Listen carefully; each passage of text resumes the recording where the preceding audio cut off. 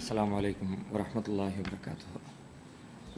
الحمد لله نحمده ونستعينه ونستغفره ونعوذ بالله من شرور أنفسنا ومن سيئات أعمالنا من يهده الله فلا مضل له ومن يضلله فلا هادي له وأشهد أن لا إله إلا الله وحده لا شريك له وأشهد أن محمدا عبده ورسوله أما بعد.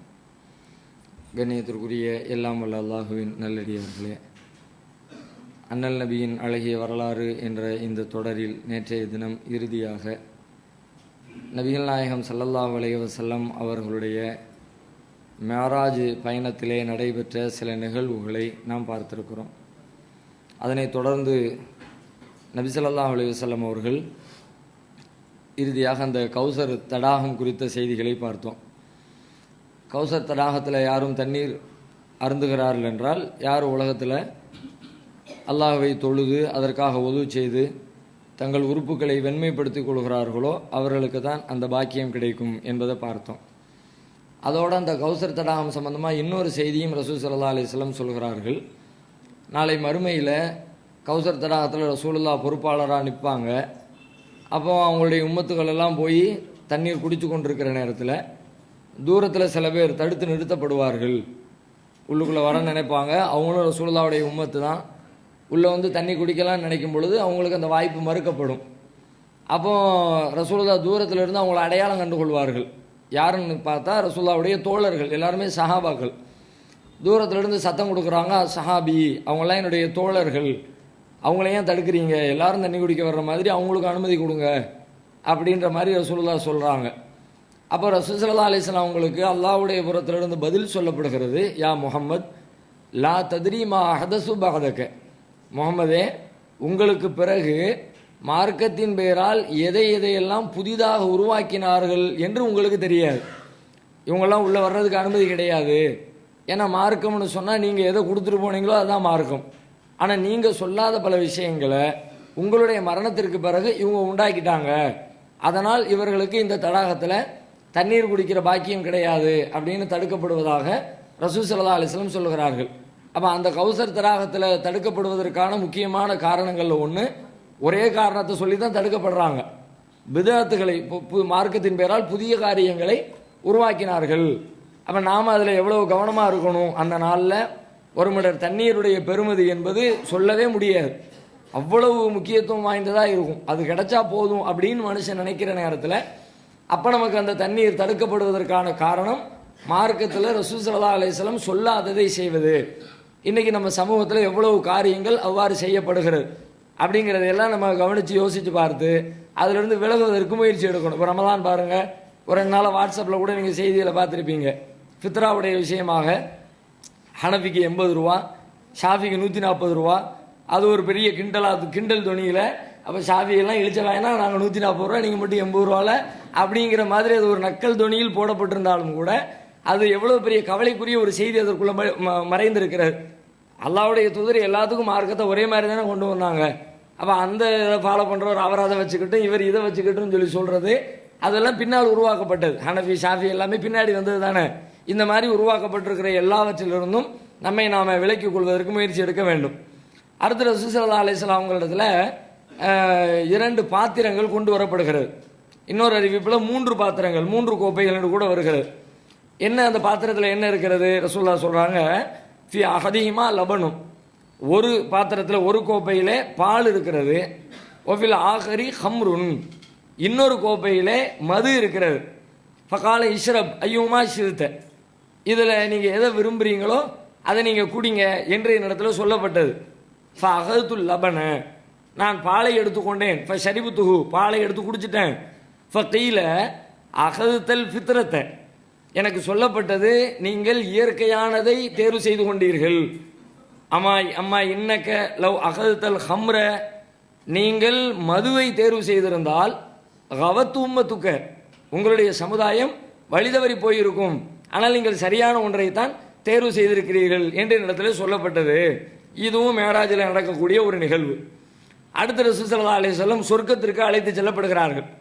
சும்ம உதுகில்துல் ஜன்னா, பிறகு நான் சுவர்க்கத்திற்கு வந்தேன்.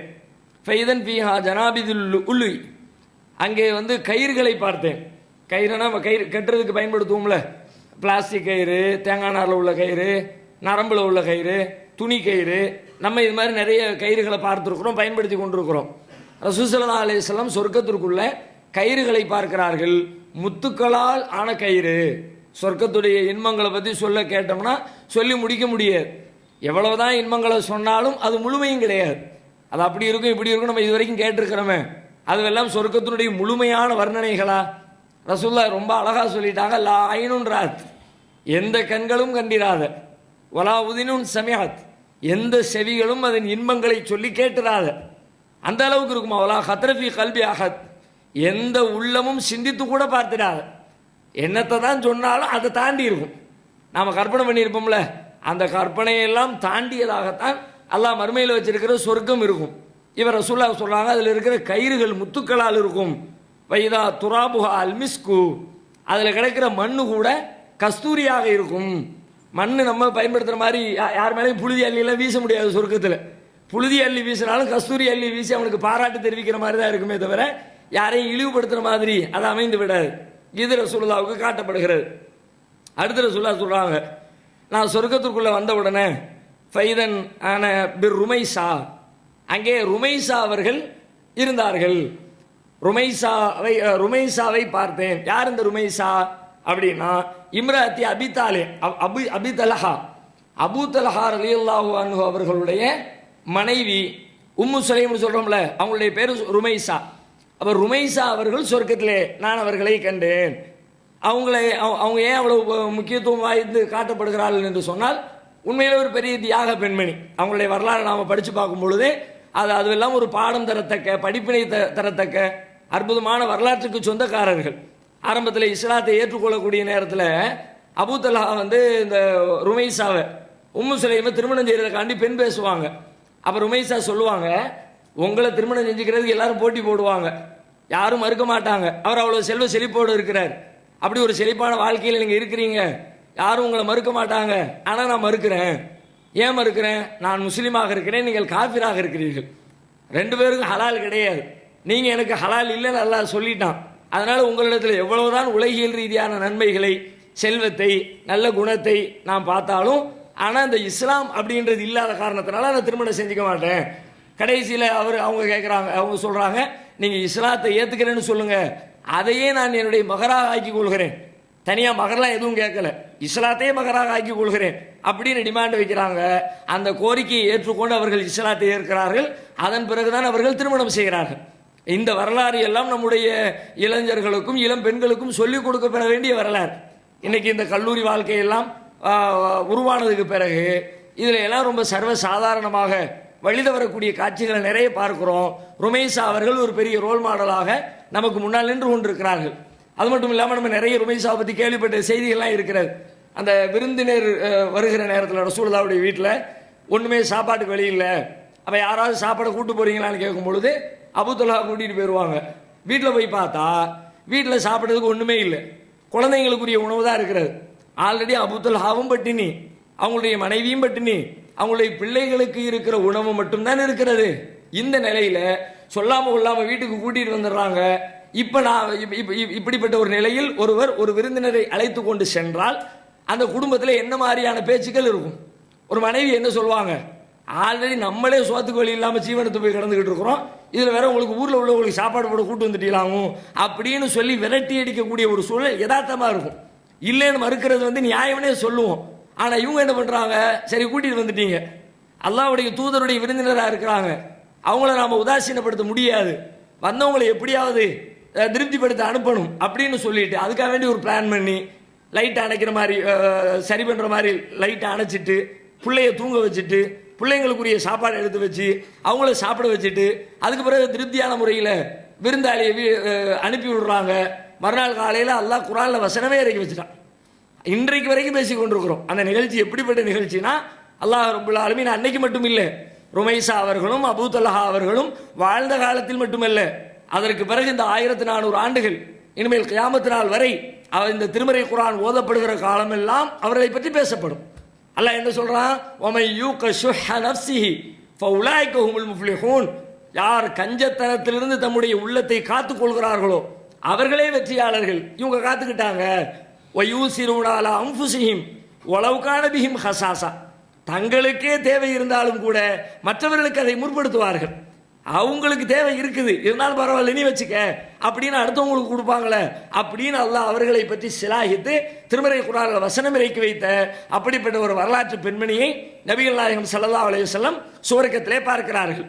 அடுத்து சொல்கிறார்கள், ஓ சமயத்து ஹஷபத்தன், எனக்கு ஒரு காலடி ஓசை ஒன்று கேட்கிறது, ஒரு ஆள் நடந்து போற மாதிரி சவுண்டு கேட்கிறது. ஃபகுல்து மன்ஹாதா, உடனே நான் ஜிப்ரீல்கிட்ட கேட்டேன், யாரு சவுண்ட், யார் நடந்து போறா அப்படின்னு கேட்டேன். அப்ப அவரு சொன்னாரு, ஹாதா பிலால், அது பிலாலுடைய காலடி சப்தத்தை தான் நீங்கள் கேட்கிறீர்கள் என்று சொன்னார்கள்.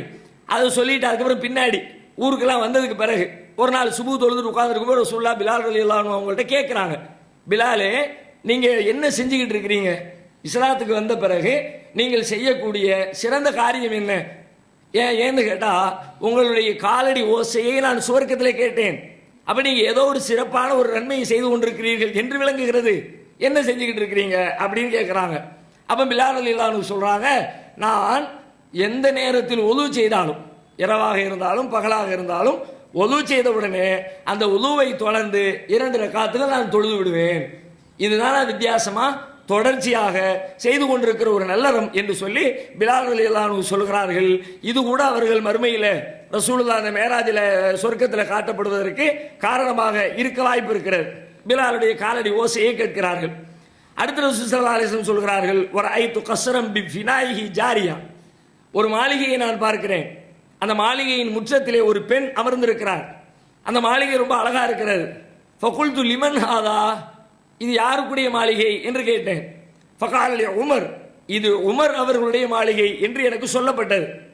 ஃபஅரத்து, அது பின்னாடி ஊருக்கு வந்த பிறகு இந்த செய்தியை சொல்றாங்க. ஃபஅரத்து ஆனா அதுகுலஹு ஃபஅன்துர இலைஹி, அதுக்குள்ள நுழைஞ்சு அது எப்படி இருக்கு அப்படின்னு உள்ள போய் பார்த்துட்டு வரலாம் என்று நான் நினைத்தேன். ஃபதகர்து கைரத்தக்க, உமரே உங்களுடைய ரோஷம் எனக்கு நினைவுக்கு வந்துச்சு. உமர் ரொம்ப ரோஷப்படுறவர், அவர் பொருளை அவருடைய பெர்மிஷன் இல்லாமல் யாராவது பயன்படுத்தினா ஒத்துக்க மாட்டார். அது ஒரு நல்ல குணம் தான், கெட்ட குணம்லாம் கிடையாது.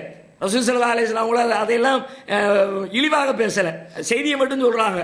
ஃபதகர்து கைரத்தக்க, உங்களுடைய ரோஷம் என்னுடைய நினைவுக்கு வந்தது அப்படின்னு சொன்னா உடனே நான் போகாம வந்துட்டேன். எதுக்கு உள்ள போய்கிட்டு, அவர் தேவையில்லாம வருத்தப்படுவாரு, நான் போகாம வந்துட்டேன் அப்படின்னு உடனே ஃபகால உமர் சொல்கிறார்கள், பி அபீவ உம்மி யா ரசூலல்லாஹ், அல்லாஹ்வுடைய தூதரே, என்னுடைய தாயும் தந்தையும் தங்களுக்கு அர்ப்பணமாகட்டும். அலைக்கு ஆகார், நான் ரோசப்படுறவன் தான், ஆனா உங்க விஷயத்திலே ரோசப்படுவேன்.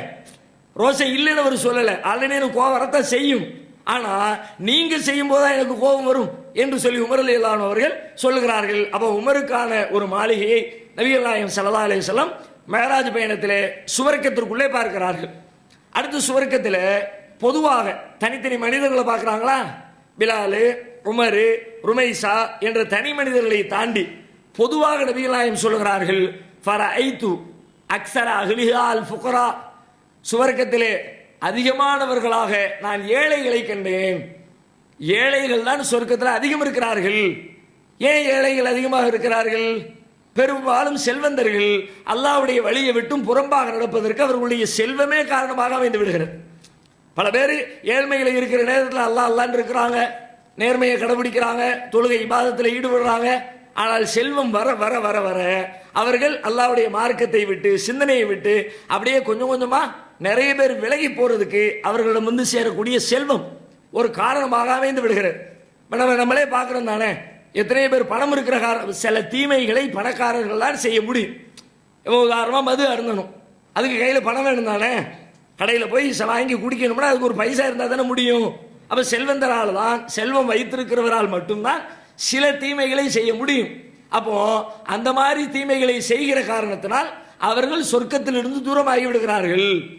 அதே நேரத்தில் செல்வந்தர்கள் கட்டுப்பாடோட இறையச்சத்தோட அல்லாஹ்வுக்கு பயந்து வாழ ஆரம்பித்தார்கள் என்றால் சொர்க்கத்தில் ஏழைகளை விட அவங்க முன்னாடி போறதுக்கு வாய்ப்பு இருக்கிறது.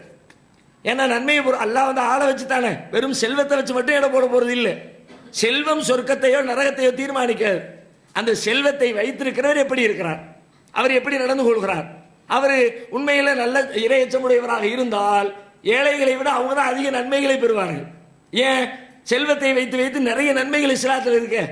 இப்போ ஒருத்தர் ஹஜ்ஜு செய்ய நினைக்கிறாரு, ஏழையா இருக்கிறார். ஏழைக்கு ஹஜ்ஜு செய்கிற வாய்ப்புங்கிறது போகணும்னா அதுக்கு ஒரு பெரிய தொகை செலவாகும். 1 லட்ச ரூபா, 1.5 லட்ச ரூபா, 2 லட்ச ரூபா, 3 லட்ச ரூபா. கையில் பணம் இல்லை. செல்வம் வைத்திருக்கிறவர் ஹஜ்ஜுக்கு போயிட்டு வர்றார். ஹஜ்ஜுடைய நன்மையை அவர் பெற்றுக்கொள்கிறார். ஜகாத்து கொடுங்க, குர்ஆன்ல நிறைய இடத்துல அல்லாஹ் வலியுறுத்துறான். ஆத்து ஜக்கா, ஜகாத்தை வழங்கி விடுங்கள். குதுமின் அம்வாலிஹிம் சதகத்தன், அவர்களுடைய செல்வத்திலிருந்து ஜகாத்தை எடுத்து விடுவீராக. ஜகாத்தை பற்றி அவ்வளவு வலியுறுத்துறான் அல்லாஹ். இப்ப ஜகாத் யார் கொடுப்பா? அதனுடைய நன்மைகளை யார் அடைய முடியும்? செல்வந்தருக்கு தான் அந்த வாய்ப்பு கிடைக்கிறது. எத்தனையோ பொருளாதார ரீதியான நன்மைகளை ரசூலுல்லாஹ் சொல்றாங்க. மம்பனா மஸ்ஜிதல் லில்லாஹி பனல்லாஹு லஹு பைத்தன் ஃபில் ஜன்னா, யார் பூமியில அல்லாஹ்வுக்காக வேண்டி ஒரு மாளிகை, ஒரு இலை பள்ளிவாசலை கட்டுகிறாரோ அவருக்கு அல்லாஹ் சொர்க்கத்தில் ஒரு மாளிகையை கட்டுகிறான். யாருக்கு இந்த வாய்ப்பு கிடைக்கும்? செல்வம் உள்ளவருக்கு தான் கிடைக்கும். பணம் வைத்திருக்கிறவர் தான் அந்த பணத்தை வைத்துக் கொண்டு ஒரு பள்ளிவாசலை கட்டுற வேலைகளை ஈடுபட முடியும். அப்ப அதன் வழியாக அவர் நன்மைகளை பெருக்கிக் கொள்வார். ரசூலுல்லாஹ் சொல்றாங்க, அன வ காஃபிலுல் யதீமி ஹாக்கதா, நானும் அனாதைகளை ஆதரிக்கிறவரும் இப்படி சேர்ந்திருப்போம். 2 விரல் எப்படி இருக்குது பக்கத்துல பக்கத்துல, அந்த மாதிரி நாளை மறுமையில சொர்க்கத்தில் சேர்ந்திருப்போம்ங்கிறாங்க. யாருக்கு இந்த வாய்ப்பு கிடைக்கும்? செல்வம் வைத்திருக்கிறவர்கள் தான் அனாதைகளை எல்லாம் அரவணைக்கக்கூடிய வாய்ப்பை அவர்கள் பெறுவார்கள். அப்ப அந்த செல்வத்தின் வழியாக அந்த நன்மையை அடைந்து கொள்ள முடியும். இப்படி ஏராளமான நன்மைகள். நாளை மறுமையில் அல்லாஹ் சில பேர் விசாரணைக்கு அழைப்பான். ரசூலுல்லாஹ் சொல்றாங்கல்ல, அழைச்சி கேட்பான், ஒரு ஏழை ஒருத்தன் பசியோடு இருந்தானே, அவனுக்கு நீ சாப்பாடு கொடுத்தியா? கொடுத்திருந்தா எனக்கு கொடுத்ததாக நான் எடுத்துக்கொண்டிருப்பேனே, என்னை நீ அவனிடத்திலே கண்டிருப்பாயே.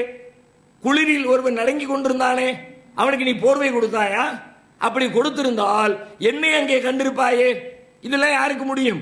யாரிடத்துல செல்வம் இருக்கிறதோ, பணம் இருக்கிறதோ அவர்களுக்கு தான் இதையெல்லாம் செய்து, தர்மம் செய்து, ஜகாத்து கொடுத்து, ஹஜ் செய்து, பள்ளிவாசலை உண்டாக்கி, அனாதைகளை பராமரித்து, பொருளாதார ரீதியாக செய்யப்படுகிற எல்லா நற்காரியங்களையும் செல்வ வசதி படைத்தவர்களால் தான் செய்ய முடியும். அப்ப அந்த மாதிரி ஒருத்தர் செல்வத்தை பெற்றுக்கொண்ட ஒருவர் இந்த மாதிரியான காரியங்களில் ஈடுபட்டால் அவர் வந்துடுவார், சீக்கிரமா வந்துடுவார், பிரச்சனை கிடையாது.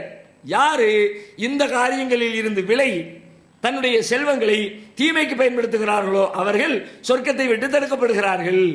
செல்வம் மனுஷன் அப்படித்தான் தடுக்கும். அதனாலதான் ரசூலுல்லாஹ் ரொம்ப ஒரு செய்தியை பத்தி சொல்லிட்டு போனாங்க. லல் ஃபக்ர அஹ்ஸா அலைக்கும், உங்கள் விஷயத்துல நான் ஏழ்மையை பயப்படல. ஏழ்மையில கஷ்டம் அப்படி நீங்க வெளிதவறி போயிரு அப்படி நான் பயப்படல. எதை பயப்படுறேன் தெரியுமா? அன் துபுசத்தலக்கும் துன்யா கமா புசித்தத்து மன்கான கபலக்கும், உங்களுக்கு முன்னிருந்த மக்களுக்கு செல்வம் எப்படி விசாலமாக வழங்கப்பட்டதோ அது மாதிரி உங்களுக்கும் செல்வம் வழங்கப்பட்டு அந்த செல்வத்தில் நீங்க வீணா போயிருவீங்களோ, மூழ்கிடுவீங்களோ, அப்படித்தான் நான் கவலைப்படுறேன் அப்படின்னு ரசூல் ஸல்லல்லாஹு அலைஹி வஸல்லம் எச்சரிக்கிறாங்க.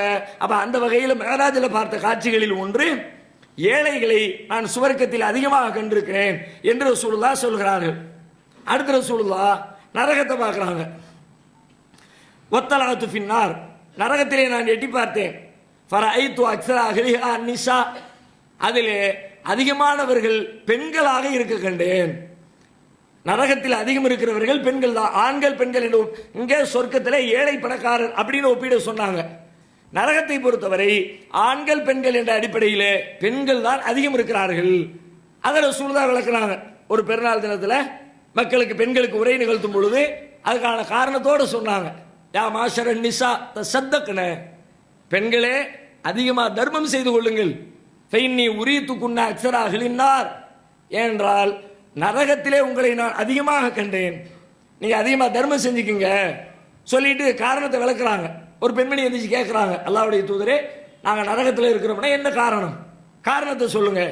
அப்புறம் ரசூலுல்லாஹ் விளக்கும் பொழுது, நீங்கள் துக்ஸிர்னல் லஅன வ தக்ஃபுர்னல் அஷீர, அதிகமாக சபிக்கிறீர்கள், கணவன்மார்களுக்கு நன்றி மறக்கிறீர்கள்.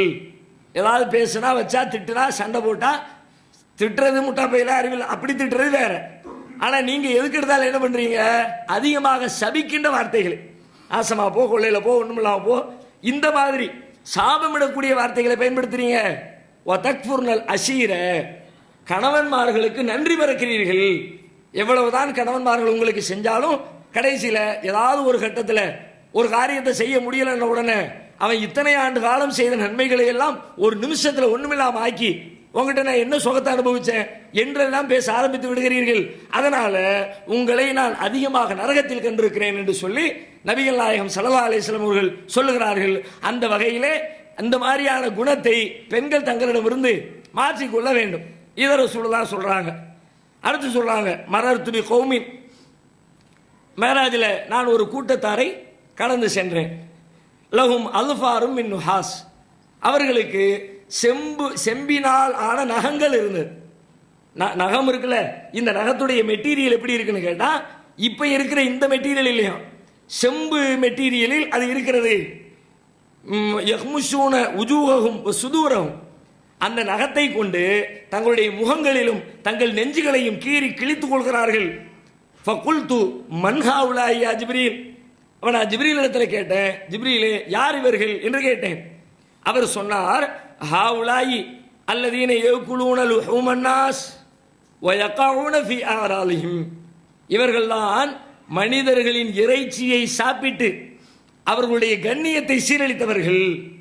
மனிதனுடைய இறைச்சியை சாப்பிடுகிறவர்கள்னா அவங்க மனிதர்கள் செய்யக்கூடிய தவறுகளை பற்றி அவர்கள் இல்லாத நேரத்தில் புறம் பேசி அவர்களின் இறைச்சியை சாப்பிட்டு அவர்களுடைய கண்ணியத்தை சீரழித்தவர்கள். அப்ப இந்த 1-2 காரியங்கள் தான் குறிப்பிட்டு சொல்லப்படுகிறது. மறுமையில் ரசூலுல்லாஹ் மேராஜ் போன நேரத்தில் சொல்லப்பட்ட தீமைகள் தண்டனைகள் 1-2 சொல்லப்படுகிறது. அதுல இதுவும் ஒன்று இடம்பெறுகிறது. எது இடம்பெறுகிறது? புறம் பேசுவது. அடுத்தவங்களை பத்தி புறம் பேசாதீங்க, அதுல நாம் ரொம்ப கவனமா இருக்கணும். ஆனால் ரொம்ப ரொம்ப அசட்டையா இருக்கிறோம். புறம் பேசாதவர்கள் யார் அப்படிங்கிற பட்டியலை தேட நினைச்சோம்னா எங்க கிடைக்கும்னே தெரியல. அப்படிப்பட்ட மனிதர்கள் இருக்கிறார்களா அப்படின்னு நினைக்கிற அளவிற்கு எங்கு பார்த்தாலும், ஒரு குடும்ப நிலையில் இருந்து அந்த உறவுகளை பார்த்தாலும் சரி, நட்பு நிலையில் உறவுகளை பார்த்தாலும் சரி, ஒரு சமூக நிலையில் உறவுகளை பார்த்தாலும் சரி, ஒரு இயக்க நிலையில் உறவுகளை பார்த்தாலும் சரி, எந்த இடத்திலே போய் தேடி பார்த்தாலும் எல்லா இடங்களிலே ஒரு மனிதனுடைய குறைகளை தேவையில்லாமல் வெளியில் பேசி, தேவைக்கு பேசுவது சிலது இருக்கிறது, அது பேசித்தான் ஆகணும், அது விதிவிலக்கு. அவனுடைய தீமைகள் இருந்து மக்களை காப்பாற்றுவதற்காக பேசுவது வேறு. ஆனால் எந்த தேவையுமே இல்லாம ஒரு மனுஷனுடைய குறைகளை வெளிப்படுத்தி அவனை அசிங்கப்படுத்துறது மட்டுமே நோக்கமாக கொண்டு தீமைகள் புறம் பேசுகிற வேலைகளில் பெரும்பாலான மனிதர்கள் ஈடுபட்டு கொண்டிருக்கிறார்கள். நம்மை நாமே பரிசுத்தப்படுத்திக் கொள்ளணும்.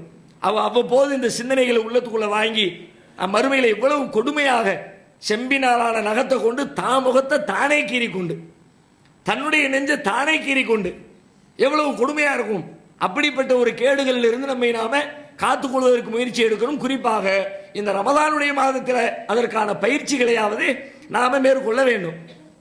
இது நபிகள் நாயகம் ஸல்லல்லாஹு அலைஹி வஸல்லம் கண்ட காட்சிகளில் ஒன்று. அடுத்த ரசூலுல்லாஹ் சொல்றாங்க, சும்ம ஃபுரிலுது அலைய 50 ஸலா, பிறகு எனக்கு 50 நேர தொழுகைகள் கடமையாக்கப்பட்டது. தொழுகை அல்லாஹ் கொடுக்குற மேராஜில் தானே தொழுகை வாங்கிட்டு வராங்க. சும்ம ஃபுரிலுது அலைய 50 ஸலா, 50 நேரம் ஒரு நாளைக்கு இரவிலும் பகலிலும் சேர்த்து டெய்லி 50 வக்து தொழணும் அப்படின்னு அல்லாஹ் எனக்கு கட்டளை ஆக்கணும்.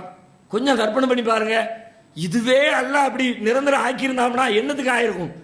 முடியவே முடியாது, அவ்வளவுதான்.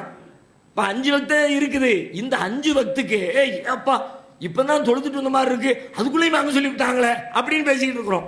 50 வக்துனா 24 மணி நேரத்தில் 50 வக்து தொழுகிறோன்னா என்ன கணக்கு ஆச்சு? இப்ப ரசூலுல்லாஹ் சொல்றாங்க, 50 நேர தொழுகைகளை அல்லாஹ் எனக்கு கடமையாக்கினான். ஃபக்பல்து, நான் இதை ஏற்றுக்கொண்டேன். ரசூலுல்லாஹ்வுக்கு சந்தோஷம். ஏன்? ரசூலுல்லாஹ்வுக்கு தொழுகைனாலே சந்தோஷம் தானே. தொழுகையை பத்தி சொல்லும்போது என்ன சொல்லுவாங்க? குர்ரத்து ஐனியா ஸலா, என்னுடைய கண் குளிர்ச்சி தொழுகையில் இருக்கிறது. தொழுகை என்பது நம்மள பல பேருக்கு தொழுகை எப்படின்னு கேட்டா, எல்லா வேலையும் போக நேரம் மிச்சம் இருந்துச்சுன்னா தொழுதுலாமே. நம்ம ரசூலுல்லாஹ் எந்த வேலை வந்தாலும் முதல்ல தொழுகை.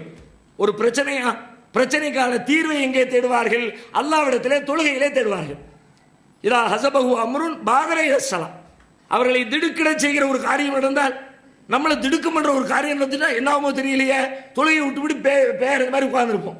ஆனா ரசூலுல்லாஹ்வுக்கு திடுக்கிட செய்கிற காரியங்களை கண்டுவிட்டால் பாதரை ஸலா, தொழுகையின்பால் விரைந்து செல்வார்கள்.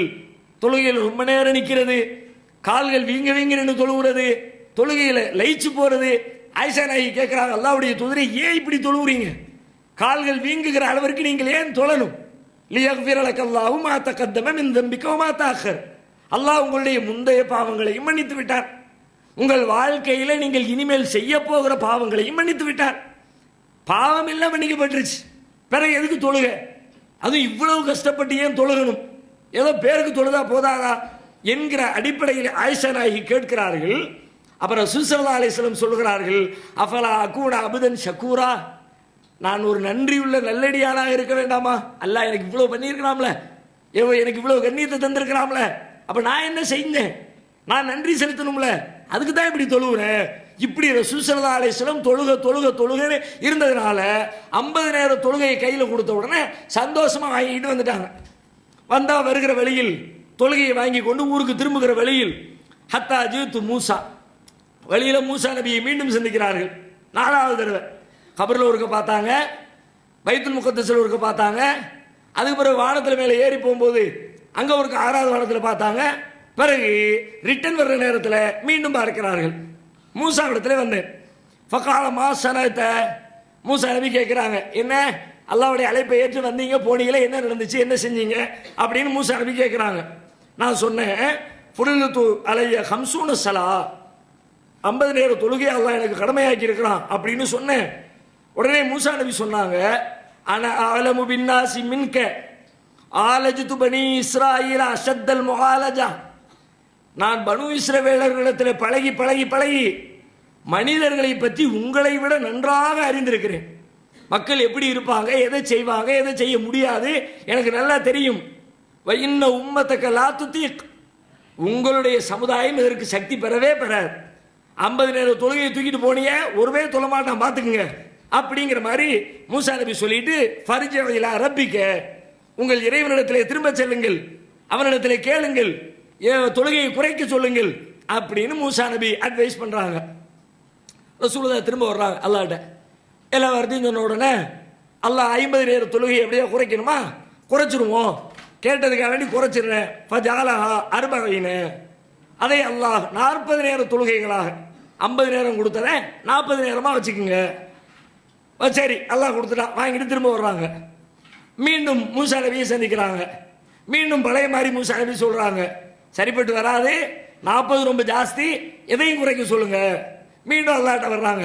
திரும்ப அல்லாஹ் சொல்கிறான், அதை 40ஐ 30ஆக சலாசீன 30 நேர தொழுகையா வச்சு கொள்ளுங்கள் என்று அல்லாஹ் சொல்லிட்டான். 30 வாங்கிட்டு வர்றாங்க. திரும்ப இங்க உரையாடல் நடக்குது. திரும்ப போய் 20 ஆக்குறாங்க. அல்லாஹ் சொல்றான் 20 வச்சுக்கோங்க. 20 வாங்கிட்டு வர்றாங்க. வந்தா மூசா நபி இதுவும் சரி வராது, திரும்ப அனுப்புறாங்க. ஃபஜஅல அஸ்ரன், அல்லாஹ் அதை 10 ஆக்கி விடுகிறான். பிறகு மூசா இடத்துல வர்றாங்க. மீண்டும் அதே மாதிரி திரும்ப போறாங்க. ஃபஜஅலஹா ஹம்சன், அல்லாஹ் கடைசியாக அதை 5 நேரமா வைத்துக் கொள்ளு. 50 நேரம்னு சொன்னதை 50 40 ஆக்கி, 40 30 ஆக்கி, 30 20 ஆக்கி, 20 10 ஆக்கி, 10 5 ஆக்கியாச்சு. 5ல் வந்து நிக்குது. வந்து நின்னா உடனே வாங்கிட்டு வந்தாச்சு. ஃபாத்தைத்து மூசா, இப்போ மூசா இடத்துல வருகிறேன். ஏற்கனவே பாருங்க அதே பல்லவி மூசா நபி திரும்பவும் பாடுறாங்க. வேண்டாம், 5ம் தாக்கு பிடிக்க மாட்டாங்க, உங்க சமுதாயத்துக்கு சரிப்பட்டு வராது, திரும்ப நீங்க போயிருங்க, அல்லாஹ் இடத்துல குறைச்சி கேளுங்க அப்படின்னு. அப்புறம் ரசூலுல்லாஹ் சொல்றாங்க, சல்லம் து பி கைர், நான் திருப்தியான முறையிலே ஒப்புக்கொண்டு விட்டேன்.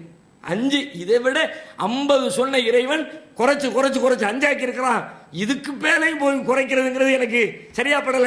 அல்லாஹ் 5 சொன்ன உடனே நான் திருப்தியை ஏத்துக்கிட்டேன், ஒப்புக்கொண்டு விட்டேன் அப்படின்னு ரசூல் ஸல்லல்லாஹு அலைஹி வஸல்லம் அந்த செய்தியை சொல்கிறார்கள். சொல்லிட்டு அடுத்து சொல்றாங்க, இந்த இந்த இந்த விஷயம் எல்லாம் இப்போ நமக்கு ஒரு கேள்வி வரும். அல்லாஹ் முதல்ல எடுத்து போய் 5 ஆக்கிட வேண்டியதானே? மூசா நபிக்கு மனிதர்களை பத்தி தெரியும்னா அல்லாஹ்வுக்கு தெரியாதா? படைச்சர பிள்ளாலுமே அவன் தானே, அவன் எதுக்கு 50 ஆக்கி 40 ஆக்கி 30 ஆக்கி இப்படி ஒரு விளையாட்டு விளையாண்டு அதுக்கு பிறகு 5 ஆக்கணும் அப்படின்னா அதுக்கான பதிலை ரசூலுல்லாஹ் சொல்றாங்க, அல்லாஹ்வுடைய ஏற்பாட்டில் 5 தான் இருக்கிறது. அல்லாஹ் என்ன பண்றான், அல்லாஹ்வுடைய ஏற்பாட்டில் 50 தான் இருக்கிறது. 5ஆக ஆக்கினாலும் 50 தொழுகைகளை தொழுதால் உங்களுக்கு என்ன நன்மை உண்டோ அந்த நன்மை இந்த 5லே கிடைக்க வேண்டும். அதை நீங்கள் புரிய வேண்டும். இது எப்படி சொல்லப்பட்டிருக்குது? 50 நேர தொழுகையை தான் 5 நேரத்துக்குள்ள நான் ஜிப் பண்ணி வச்சிருக்கிறேன், சுருக்கி தந்திருக்கிறேன். நீ 5 நேரத்தை தொழுதாலே 50 நேரம் தொழுதால் என்ன நன்மை வழங்கப்படுமோ அந்த நன்மை 5 நேர தொழுகை உங்களுக்கு வழங்கப்படும். ரசூலுல்லாஹ் சொல்றாங்க, ஃபனூதிய, நான் அழைக்கப்பட்டேன், இன்னைக்கு அம்லைத்து ஃபரீலத்தி, அல்லாஹ் சொல்றான் என்னுடைய விதியை நான் முழுமைப்படுத்தி விட்டேன். ஏற்கனவே என்னுடைய விதி என்ன தெரியுமா? விதியில 50 என்பதுதான் விதி. அந்த விதியில எந்த மாற்றமும் இல்லை, அதை முழுமைப்படுத்திட்டேன். என்னுடைய அடியார்களுக்கு சட்டத்தை லேசாக்கி விட்டேன். சட்டமும் லேசாயிடுச்சு, விதியும் அமுலாயிடுச்சு. எப்படி அமுலாகிறது? அஜிசில் ஹசனதா அஷரன், ஒரு நன்மைக்கு 10 நன்மையாக நான் கூலி வழங்குவேன். அந்த அடிப்படையில் ஒரு நேர தொழுகைக்கு 10 நேர தொழுகையாக கணக்கிட்டு 5 நேர தொழுகைகளுக்கு 50 நேரத்துடைய கூலியை அவர்களுக்கு நான் வழங்குவேன் என்று நபிகள் நாயகம் ஸல்லல்லாஹு அலைஹி வஸல்லம் அவர்களுக்கு அல்லாஹ் சொல்லி நீங்க ஊருக்கு திரும்புங்கள் என்று சொல்லி அனுப்பி வைக்கிறான். தொழுகையை பெற்றுக்கொண்ட நபிகள் நாயகம் ஸல்லல்லாஹு அலைஹி வஸல்லம் அவர்கள் காண வேண்டிய காட்சிகளை எல்லாம் கண்டு முடித்துவிட்டு இரவோடு இரவாக வந்து சேருகிறார்கள் மக்காவிற்கு. வந்து சேர்ந்தாச்சு ரசூலுல்லாஹ். மறுநாள் காலை மக்காவில் காபாவில் உட்கார்ந்திருக்கிறார்கள். ஹிஜ்ர் என்ற பகுதி தனிமையாக அமர்ந்திருக்கிறார்கள். அமர்ந்திருக்கிற தருணத்தில் காபிர்களுடைய முஸ்லீம்களுடைய விரோதி அபூஜஹல் ரசூலுல்லாஹ்வுக்கு அருகிலே வந்து உட்காருகிறான்.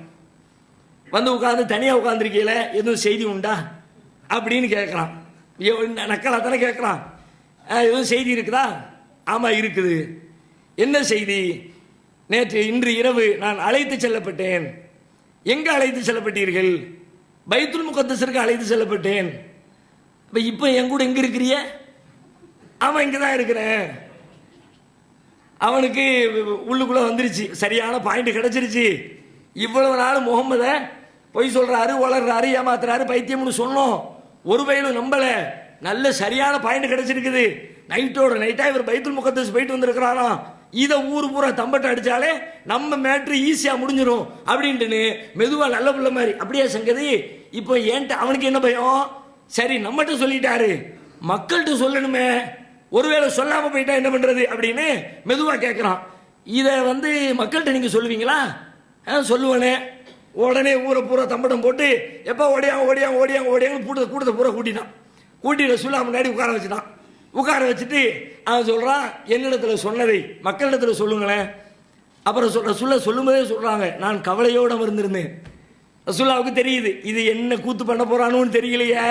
சொல்லும் பொழுதே நம்மளே சில விஷயங்களை சில மார்க்க நடைமுறையில் இருக்கிற ஒரு விஷயத்தை ஆய்வு செய்து பார்த்துட்டு இது தப்பு இல்லை, இது சரியில்லையே, மக்கள் செய்கிறது சரி கிடையாது, அதை சொல்லணுமே நினைக்கும் பொழுது இதை சொன்னால் என்ன ஆகும் தெரியலையேன்னு ஒரு கவலை வரும். ஆனாலும் சொல்லிடுவோம். ஃபித்னாக்கள் கலப்போம். இப்போ ஜக்காத் இருக்குது, ஜக்காத்து வருஷம் கொடுக்கணும்னு ஊரெல்லாம் எல்லா பக்கமும் சொல்லிக்கிட்டே இருந்தாங்க. அது சரியில்லையே, தப்புலோ. ஒரு பொருளுக்கு ஒரு தடவை கொடுத்தா போதுமே, திரும்ப வேற பொருள் வந்தால் தானே அடுத்து கொடுக்கணும் அப்படின்றத கண்டுபிடிச்ச பிறகு, அதை ஆய்வு செஞ்சு தான் சரின்னு தெரிஞ்ச பிறகு இதை சொல்லும் பொழுது என்ன பாடுபடுத்த போறானோ தெரியலையே. இன்னும் 10 வருஷத்துக்கு மேலே 20 வருஷமா ஓடிக்கிட்டு இருக்கானோ. இன்னைக்கு வரைக்கும் ஜக்காத்து ஓடுதா இல்லையா? நிக்காம ஓடிக்கிட்டே இருக்கிறார். அப்ப இந்த மாதிரி ரசூலுல்லாஹ் அங்க போயிட்டு வந்த உடனே அவங்களே சொல்றாங்க, நான் கவலையோடு தனிமையில் அமர்ந்திருந்தேன். அப்ப இந்த மாதிரி வேலை நடக்குது, ஆளை கூட்டிட்டு வந்துட்டான். அப்ப மக்கள் கேட்கிறார்கள், நான் சொல்லுகிறேன் அழைத்து செல்லப்பட்டேன். எங்கே அழைத்து செல்லப்பட்டீர்கள்?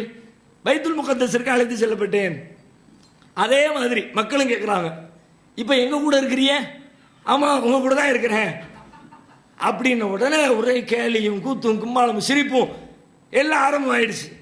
சரியான ஆளுதான்ப்பா. ஒரே இரவுல சாமி எங்க கிடக்குது, பைத்துல் முகத்தஸ் ஜெருசலம் எங்க இருக்குது, அங்க போயிட்டு நைட்டோட நைட் அவர் திரும்பி வந்துட்டாராம். ஆளாளுக்கு ஒவ்வொரு மாதிரி கேள்வி பேச ஆரம்பித்து விட்டார்கள், தலையில் கை வைத்து சிரிக்க ஆரம்பித்து விட்டார்கள்.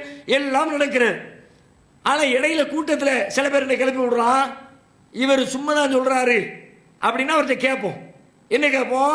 பைத்துல் முகத்தஸுக்கு போயிட்டு வந்தங்கிறீங்கள, அது எப்படி இருந்துச்சு சொல்லுங்க.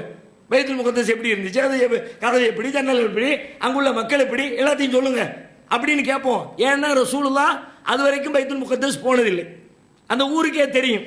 அப்ப இவருக்கு அங்குள்ள அடையாளத்தை சொல்லுன்னு கேட்டால் இவரால் சொல்ல முடியாது, சொல்லுங்க அப்படிங்கிறாங்க. கூட்டத்தில் இருக்கிற பல பேர் பைத்துல் முகத்தஸ் போய் வந்தவர்கள் இருக்கிறார்கள், அங்கு உள்ள நிலவரம் என்னங்கிறது தெரியும். அப்படிப்பட்ட ஆட்கள் உட்கார்ந்துக்கிட்டு பைத்துல் முகத்தஸ் தானே போயிட்டு வந்தீங்க, எப்படி இருக்கும் சொல்லுங்க. ரசூலுல்லாஹ் சொல்ல ஆரம்பிக்கிறார்கள். எல்லாம் பார்த்தது தானே, இரவில் பார்த்ததை சொல்ல ஆரம்பிக்கிறார்கள். சொல்ல ஆரம்பிச்சா அவங்க சொல்லணும்னு சொல்ற ஒரு விஷயத்தை நம்ம பார்க்கணும்னு வச்சுக்குவோம், சும்மா பார்த்துட்டு போய்கிட்டே இருப்போம். ஆனால் இதை பற்றி சொல்லணும்னு வரும்பொழுது தான் கூடுதலாக கவனித்து பார்ப்போம். இப்போ ரசூலுல்லாஹ் பைத்துல் முகத்தஸ் வந்தாங்க, தொழுதாங்க, கிளம்பி போனாங்க. இவ்வளவுதான் பார்த்துருப்பாங்க, மேலோட்டமாக தான் தெரியும், டீப்பாக தெரியாது. அப்போ அவங்க பார்த்ததை சொல்றாங்க. சொல்லும்போது சின்ன தடுமாற்றம் வருகிறது ரசூலுல்லாஹ் சொல்ற ஸ்டைல்லையே. பாதி பார்த்த மாதிரி இப்படி வச்சுக்குவோமே, திடீர்னு உங்களை இதே பள்ளியாசல் உட்காந்துருக்க நேரத்தில் நீங்க 20 தடவை 30 தடவை வந்திருப்பிய, வருஷம் ஒரு வருஷமா பள்ளிக்கு வந்திருப்பிய. திடீர்னு நம்ம தலைமை பள்ளியாசல எத்தனை ஜன்னல் இருக்கு டக்குன்னு சொல்லுங்கன்னா எத்தனை எத்தனை மெதுவாக கண்ணாங்கிட்டு கூட சொல்லணும். இந்த சைடு 4 இருக்கு, அப்போ அந்த சைடு 4 தான் இருக்கும், 8ன்னு போட்டுருவோம். தொடர்ந்து பார்த்தா 2 தான் இருக்கும். இப்போ இந்த மாதிரிலாம் மாட்டிக்குவோம்ல, அந்த மாதிரி யதார்த்தம் அப்படித்தானே, மனித இயல்பு அப்படித்தானே இருக்கும். அப்போ ரசூலுல்லாஹ் சொல்லுகிற பொழுது சில தயக்கங்கள் வருகிறது, சொல்லுகிற ஸ்டைலில் கொஞ்சம் பின்னடைவு ஏற்படுகிறது. அப்போ ரசூலுல்லாஹ் சொல்லுகிறார்கள், லம்மா கதபத்தினி குறைசுன், குறைசிகள் என்னை பொய்ப்படுத்திய நேரத்தில் நான் பைத்துல் முகத்தஸுக்கு போகலை, இவர் பொய் சொல்றாரு அப்படின்னு சொன்ன நேரத்தில் கும்துஃபில் ஹிஜிர், நான் அந்த ஹிஜிரில் காபாவுடைய அந்த வளைய மாதிரி இருக்கும்ல அந்த இடத்துல நான் நின்று கொண்டிருந்தேன்.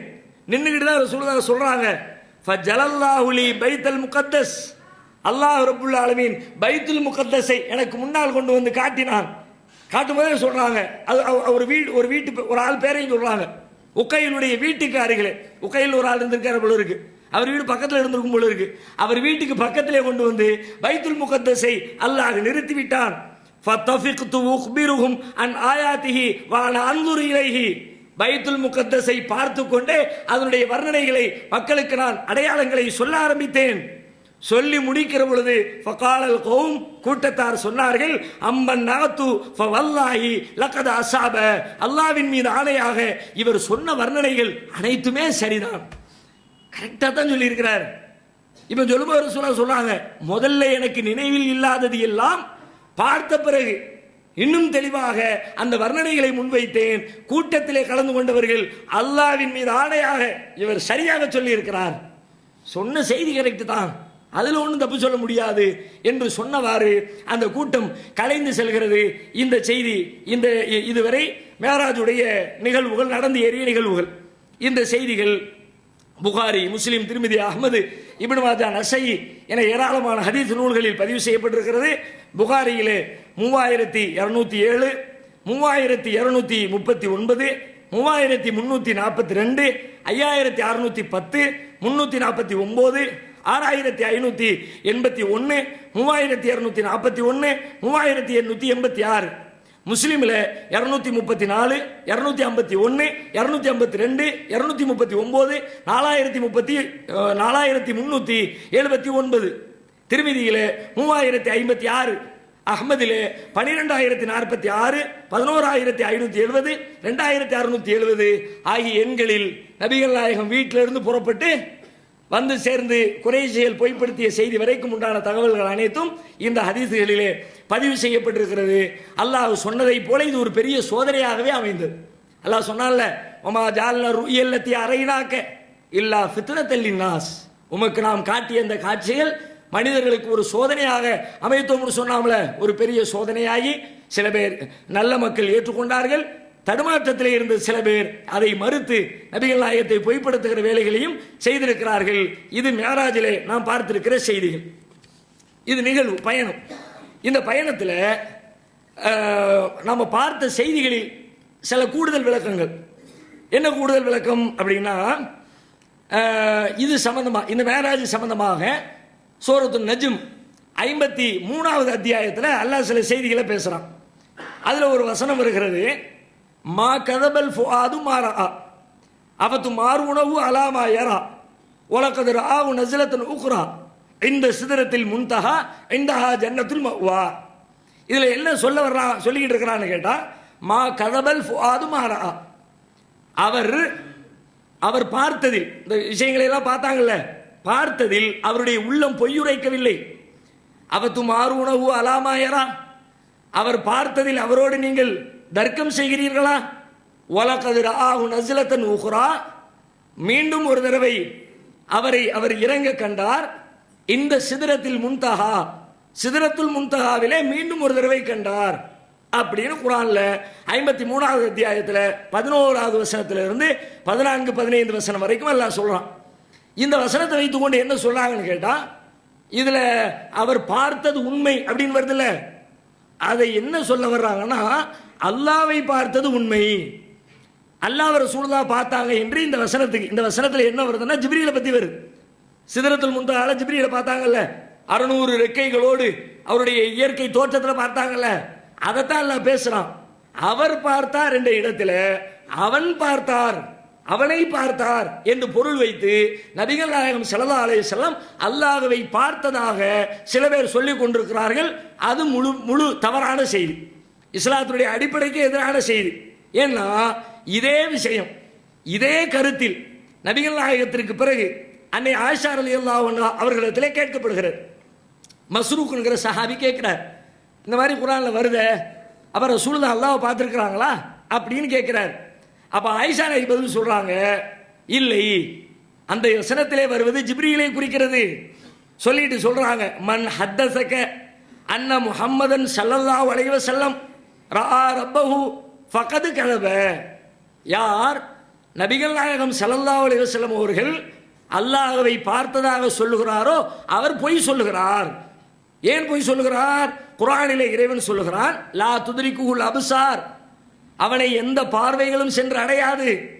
வஹுவ யுத்ரிகுல் அப்சார், பார்வைகளை அவன் அடைகிறான், அவனை யாரும் பார்க்க முடியாதுன்னு குர்ஆன் சொல்கிறது. அடுத்து இன்னொரு வசனத்தை சொல்றாங்க, ஒமா கான லி பஷரின் ஐயு கல்லிமஹுல்லாஹு இல்லா வஹயன் அவ் மின் வராயி ஹிஜாபின். அல்லாஹ் ஒரு மனிதரோடு பேசுவதாக இருந்தால் திரைக்கு அப்பால் இருந்து தான் பேசுவான், நேரடியாக உலகத்தில் யாரோடும் பேச மாட்டான் என்று குர்ஆனிலே சொன்ன பிறகு எப்படி ரசூலுல்லாஹ் நேரடியாக அல்லாஹ்வை பார்த்திருப்பார்கள்?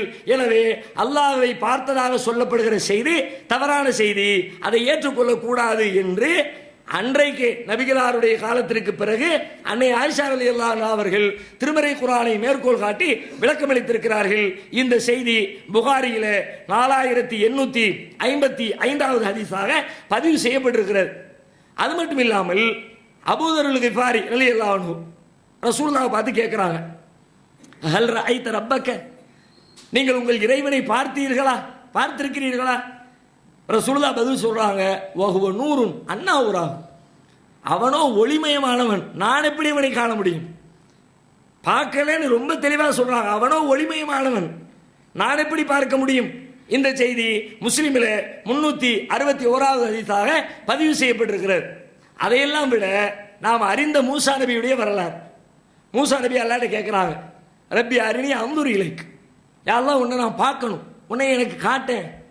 அப்போ அல்லாஹ் என்ன பதில் சொன்னா, காலலன் தரானி, என்னை பார்க்க முடியாது, வேணா இந்த மலையை பாருங்க, என்னுடைய ஒளியை மலைக்கு மேலே காட்டுறேன், மலை ஸ்திரமாக இருந்தால் என்னை பார்க்கலாம் அப்படின்னு சொல்லிட்டு மலைக்கு தன்னுடைய வெளிச்சத்தை காட்டுறா. மலை தூள் தூளாகிறது, மலை அப்படியே செதறி போகுது. மூசா நபி மூர்ச்சையாகி கீழே விடுறாங்க.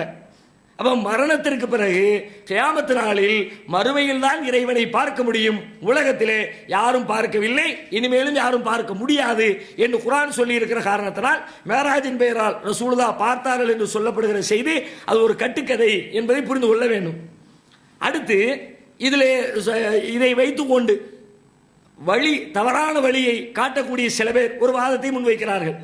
என்ன வாதம் அப்படின்னா, இறந்தவர்களிடத்தில் போய் கையேந்தலாம், பிரார்த்திக்கலாம், துவா செய்யலாம், தர்காவுக்கு போகலாம் அப்படிங்கிறாங்கல்ல.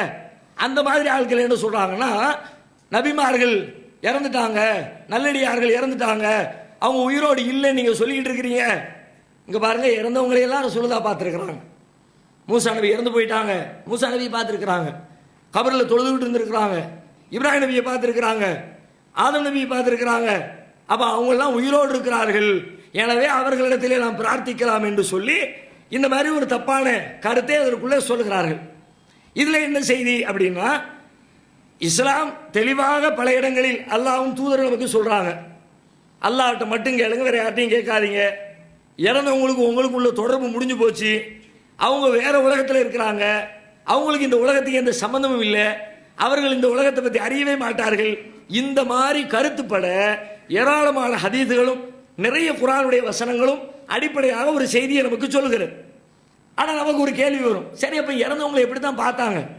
மூசா நபி எப்படி பார்த்தாங்க? எப்படி வந்தாங்க? மூசா நபி மௌத்தா போய் அடக்கம் பண்ணதுக்கு பிறகு எப்படி மூசா நபி எந்திரிச்சு வந்தாங்க அப்படின்னா, மூசா நபி எழுந்திரிச்சு வரல, இப்ராஹிம் நபி எந்திரிச்சு வரல, ஆதம் நபி எந்திரிச்சு வரல, அல்லாஹ் ரப்புல் ஆலமீன் அவர்களை நபிகள் நாயகத்திற்கு எடுத்து காட்டுகிறான். காட்டப்பட்ட நிகழ்வு, அவங்களே நேரடியாக வந்து உரையாடலை. இப்போ உதாரணம் எப்படி வச்சுக்கோமே, நாம் கனவுல ஒருத்தரை பார்க்குறோம், அவரோடு பேசுகிறோம், அவர்கிட்ட சில கருத்துக்களை பரிமாறிக்கொள்கிறோம். இது அவர் வந்தாருன்னு அர்த்தம். நம்ம நம்ம நம்ம வீட்டில் உள்ளவங்களே வச்சுக்கோமே, நம்ம பக்கத்தில் ஒரு ஆள் படுத்து கிடக்கு, மனைவி படுத்துருக்குறாங்க அல்லது கணவர் படுத்துருக்கிறாரு. இப்போ இவர் படுத்து கிடக்குற பக்கத்தில் கிடந்து கனவு காங்குறாரு. மனைவி கனவுல வர்றாங்க, என்னமோ பேசுகிறாங்க, அடிக்கிறாங்க, சிரிக்கிறாங்க, என்னமோ நடக்குதுன்னு வச்சுக்குவோம். இப்போ இந்த கனவுல வந்து அடித்த செய்தி அடித்த மனைவிக்கு தெரியுமா? கனவுல அடித்த மனைவிக்கு கனவுல அடித்த செய்தி தெரியுமா? மறுநாள் காலையில் சொல்லணும். கனவுல கூட நிம்மதியாக இருக்க விட மாட்டேங்கிறிய, அங்கேயும் வந்து என்ன சொல்ல பண்றிய அப்படின்னு புருஷன் சொன்னா தான் பொஞ்சாதிக்கு தெரியும். ஆனால் பொஞ்சாதியை தான் பார்த்தார் அவர், பொஞ்சாதிக்கே தெரியாது. என்ன அல்லாஹ் எடுத்து கனவின் வழியா எடுத்து காட்டுறான். அது போலத்தான், அது போலன்னா இதை கனவன் எடுத்துக்க கூடாது. நம்ம இந்த உதாரணத்தை சொன்ன உடனே இது மட்டும் கிளிப்பிங் வெட்டி போட்டுருவாங்க, மேராஜ் பயணத்தை கனவு என்று சொல்லிவிட்டார்கள். நம்ம அப்படி சொல்லலை, கனவு இல்லை. கனவிலே எப்படி இறைவன் எடுத்து காட்டுகிறானோ அதுபோல நபிகள் நாயகத்திற்கு எடுத்து காட்டுகிறான். மேராஜிலே நடந்த எல்லா சம்பவங்களும் எடுத்து காட்டப்பட்ட சம்பவங்கள் தானே தவிர இப்ராஹிம் நபியே நேரடியாக உரையாடி, மூசா நபியே நேரடியாக உரையாடிய நிகழ்வுகள் அல்ல என்பதை புரிஞ்சு கொள்ளணும். இதுக்கு நிறைய சான்றுகளை நம்ம இதில் பார்க்கலாம். உதாரணமாக சொல்றதா இருந்தா, ரசூல் ஸல்லல்லாஹு அலைஹி வஸல்லம் சொல்லலாம், மேராஜில் பார்க்குறாங்கல்ல, சொர்க்கவாசிகளை பார்க்குறாங்க, நரகவாசிகளை பார்க்குறாங்க, நரகத்தில் பார்க்குறாங்க. அப்போ நரகத்திலே சொர்க்கத்திலே என்று பார்க்கிறார்களே, சொர்க்கம் நரகம்லாம் எப்போ? எல்லாமே கியாமத் நாளுக்கு தீர்ப்புக்கு பிறகு தானே, விசாரணை எல்லாம் முடிஞ்ச பிறகு தானே நரகத்துக்கு போவாங்க, சொர்க்கத்துக்கு போவாங்க. அப்போ முன்னாடி வந்தாங்கன்னா எடுத்துக்காட்டுறாங்கல்ல. யாரும் இன்னும் இதுக்கு முன்னாடி இறந்து போன யாரும் நரகத்துக்கு போகலை, இதுக்கு முன்னாடி இறந்து போன யாரும் சொர்க்கத்துக்கு போகலை. அப்படின்ற பட்சத்தில் அல்லாஹ் அதை காட்டுறாங்கன்னா பின்னாடி நடக்க போறதை முன்னாடி எடுத்து காட்டுகிறான். இதே நிகழ்வில் பாருங்களேன், நீங்க பிலால் ரலியல்லாஹு அன்ஹு ரசூலா பார்க்குறாங்க, அவருடைய காலடி ஓசையை கேட்டாங்க. பிலாலுடைய காலடி ஓசையை கேட்டாங்களே, அப்போ பிலால் எங்க இருந்தார்? அவர் பூமியில தானே இருந்தாரு. அவங்க என்ன வானத்தில் இருந்தாங்க? 7வது வானத்தில் சொர்க்கத்துக்குள்ளே இருந்தாங்க. மறுநாள் காலையில் ரசூலுல்லாஹ் வந்து பிலால் ரலியல்லாஹு அன்ஹு அவங்களுக்கு சொன்ன பிறகுதான் தன்னுடைய காலடி ஓசை அங்கே கேட்டு இருக்கிறது என்பதே பிலாலுக்கு தெரிகிறது. அவங்களுக்கே தெரியலையே. பிறகு இவரே போய் நின்றார், அவரே போய், அவங்களே வரல. அவர்கள் வந்ததை போல அல்லாஹ் ரப்புல் ஆலமீன் நபிகள் நாயகத்திற்கு எடுத்து காட்டுகிறான். அவ்வளவுதான். மூசா நபி அதே மாதிரி தான். அதனால தான் இங்க கபரில் பார்க்குறாங்க, அடுத்த செகண்டு பைத்துல் முகத்தஸில் பார்க்குறாங்க, அதுக்கு அடுத்த செகண்டு 6வது வானத்தில் பார்க்குறாங்க. இப்படி ஒவ்வொரு கட்டத்தில் பார்க்குறாங்க. எப்படி பார்க்க முடிஞ்சிச்சு? எடுத்து காட்டுறது. அவன் காட்டும் போது எங்க வேணாலும் காட்டுவான், எப்படி வேணாலும் காட்டுவான். அப்படி அல்லாஹ் ரப்புல் ஆலமீன் காட்டிய நிகழ்வு தானே தவிர நேரடியாக நபிமார்களே வந்து நின்று நடந்து கொண்ட நிகழ்வு அல்ல என்று நாம் புரிந்து கொள்ளணும். அப்படி இது எல்லாத்தையும் விட்டுருவோம். இது எல்லாத்தையும் தாண்டி ஒரு பேச்சுக்கு இவர்கள் சொல்வதை போல அதை கேட்கலாம் வைக்கலாம்னு சொன்னா, இந்த நிகழ்வுல இருந்து எப்போ கேட்கலாம் தெரியுமா? நேரில் பார்த்தா கேட்கலாம்னு விளங்குது. செத்து போய் அடக்கம் பண்ணி வச்சிருக்கிறவர்கிட்ட கபூரில் போய் கேட்கறதுக்கு ஆதாரம் இல்லை. எப்போ கேட்கலாம்? நேரில் மூசா நபி பார்த்தோன்னே கேட்டாங்கல்ல, நேரில் அப்துல் காதர் ஜிலானி வந்துட்டார், கேளுங்க பாய் வாங்க ஒரு 500 ரூபா செலவு தாங்கன்னு கேளுங்க, பிரச்சனை நாங்களும் சேர்ந்து கேட்குறோம். நேரில் சாவுலமி பாஷா வந்துட்டாரா கேட்போம், வாங்க ரொம்ப பசியாக இருக்குது சாப்பாடு தாங்கன்னு கேட்போம், செலவுக்கு பைசா கேட்போம். நீங்கள் போய் கோரிக்கை வைக்கிறீங்களே, கல்யாணம் முடிங்க, பிள்ளைய தாங்க, பைத்தியத்தை குணமாக்குங்க, நேரில் வரட்டும் கேட்போம். அதைத்தான் இது காட்டுகிறது. இதை வைத்துக்கொண்டு இறந்தோர் இருக்கிறார்கள், அவர்களிடத்தில் கேட்கலாம் என்று சொல்லக்கூடிய வாதம் ஏற்புடைய வாதம் அல்ல என்பதையும் நாம் புரிந்து கொள்ள வேண்டும். நபிகளாருடைய வாழ்க்கையிலே இன்னும் பல நிகழ்வுகள் இருக்கின்றன, வரக்கூடிய நாட்களில் தொடர்ந்து நாம் பார்க்கலாம்.